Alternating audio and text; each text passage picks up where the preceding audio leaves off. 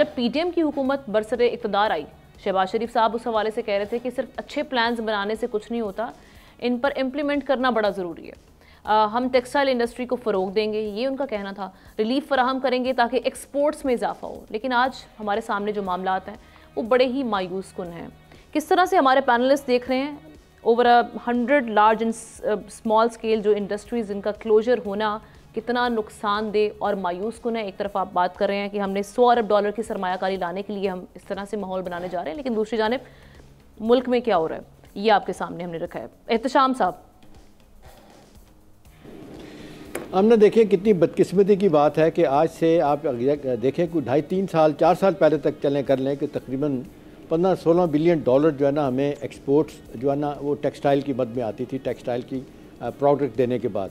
अब हम देख रहे हैं कि पिछले 8 और 9 सालों में अब टोटल हिसाब लगाया जाए तो तकरीबन 200 इंडस्ट्री प्लस 200 प्लस हमारी इंडस्ट्री टेक्सटाइल की जो है बंद हुई है। कराची में, फैसलाबाद में, लाहौर में, गुजरांवाला, फैसलाबाद।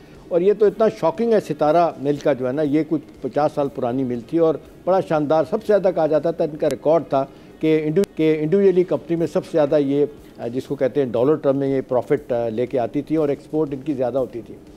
अभी व्हाट वेंट रॉन्ग, क्या वजह है कि हुकूमतों का फोकस ये ख़त्म हो गया है या वजह क्या है कि जी हुकूमतें इसको ठीक नहीं करना चाहती। बज़ाहिर हम देखने हैं ये काम तो ख़ास तौर पे जो कहा जाता है कि जी कारोबार दोस्त हुकूमत रही है हमेशा से, वो आपकी PMLN, उनको आगे लेके जाना चाहिए था। उन्होंने किया भी, कारोबारी लोगों को फ़ायदा भी पहुँचाया, भले वो अपने भी लोग थे उसमें, ख़ुद भी अपने आप को भी फ़ायदा पहुँचाया।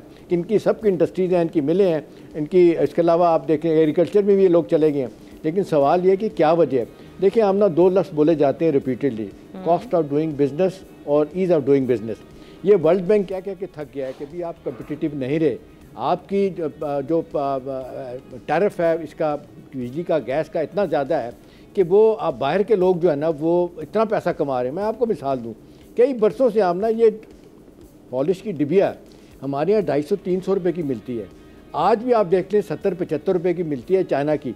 आप मुझे बताएं, एक्सपोर्ट करके वो पाकिस्तान में इसमें उन्होंने प्रॉफिट भी कमाया होगा और उस लोगों को भी दे रहे हैं, तो नतीजतन लोग नहीं ले रहे। सवाल ये है कि इंडस्ट्री बंद करके, आज ही की बड़ी खौफनाक खबर है, आपने पढ़ी होगी कि पाकिस्तान के बहुत से टॉप के लोग, बिजनेसमैन जो है ना वो दुबई शिफ्ट हो गए हैं। आज तस्वीरों के साथ उनके बयानात भी छपे हुए हैं कि पाकिस्तान में हमारे साथ क्या हो रहा है। देखें ये बेइज्जती है या लाताल्लुकी है, इसको क्या कहें, या सिर्फ और सिर्फ अपना काम कि जी पैसा बनाया जाए, भले पैसा बनाएं। हिंदुस्तान के लोग भी जो है ना वो पैसा बनाते हैं, उनके लोग ओपनली कहते हैं बड़ी करप्शन है। मोदी के ज़माने में इंतहा पे करप्शन पे चली गई, कॉर्पोरेट सेक्टर को कहाँ से कहाँ पहुँचाया, लेकिन साथ साथ कहीं कुछ काम भी हो रहा है। हमारे यहाँ सिर्फ यह है कि करप्ट प्रैक्टिस में लोग जा रहे हैं। और देखें दूसरी वजह जो है जिसमें मैं समझता हूँ जिम्मेदार हुकूमतों के अलावा टेक्सटाइल इंडस्ट्री के लोग खुद हैं।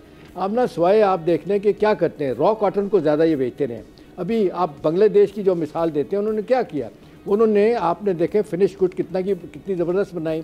फिर उन्होंने डाइवर्सिफाई किया इस सारे इसको, एक नहीं कि जनाब वो हमारे यहाँ तो या तौलिए बन के बना के भेज रहे होते हैं या रॉ कॉटन बिक रहा होता है। आप अमेरिका, लंदन में चले जाएं, 80% आपको सारी बांग्लादेश के कपड़े, ट्राउज़र, शर्ट, हर चीज़ मिल रही होती है। हमारे यहाँ इस तरफ हम देख रहे हैं कि लोग नहीं जा रहे। क्यों नहीं जा रहे, ये बड़ा जानने की ज़रूरत है कि ये जाएँ। या तो उनको लग नहीं रहा कि जी हम अगर इस तरफ जाएंगे तो हमारे लिए मुश्किल होगी, पैसा नहीं बनेगा, वही पुराने तर्ज के तरीके से चला के मामला चला रहे हैं। लेकिन असल मसला ये है कि हम ना अभी देख लें हिंदुस्तान में, चाइना में, बांग्लादेश में, श्रीलंका में सबसे ज़्यादा जो है ना प्राइसेस हमारी टैरिफ की हमारी हैं।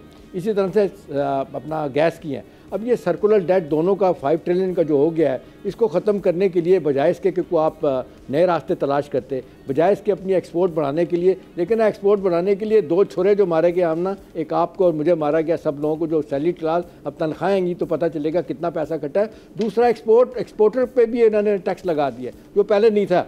तो मेरा मतलब कहने का बुनियादी तौर पे कि ये अगर आप अपने लोगों को टैक्सेस से जान आपकी नहीं छुड़ाते, आप उनको ईज़ ऑफ डूइंग बिजनेस नहीं करते, जो वर्ल्ड बैंक कह रहा है वो कहते हैं कभी भी नहीं आपकी एक्सपोर्ट बढ़ेंगी जब तक ये काम नहीं करेंगे। ये कहते हैं जी हम कम्पिटिटिव प्राइस पे बिजली दे नहीं सकते। अभी आप देख लें 200 से 500 यूनिट दिए हैं उन्होंने पंजाब गवर्नमेंट ने, और बाकी तीनों हुकूमतें जो कह रही हैं जी ये तो सियासी तौर पर गलत किया गया, हम नहीं दे सकते। भाई उन्होंने अपने जो भी है गलत कहे सही कहें, अपने डेवलपमेंट बजट को काट के दिया है तो बाकी लोग भी कर सकते हैं। अहम बात यह है कि लोगों का एतमाद आमना ख़त्म हो रहा है, टेक्सटाइल इंडस्ट्री हो, मैन्युफैक्चरिंग हो, और जो शोबे लोग हैं, शोबों के लोग हैं, इस तरह की मायूस कुन खबरें रोज़ाना की बुनियाद पर हम रिपोर्ट भी करें, इन पर डिस्कशन भी करें, लेकिन समझ नहीं आ रही कि ये शहबाज स्पीड की जो समत है वो है क्या।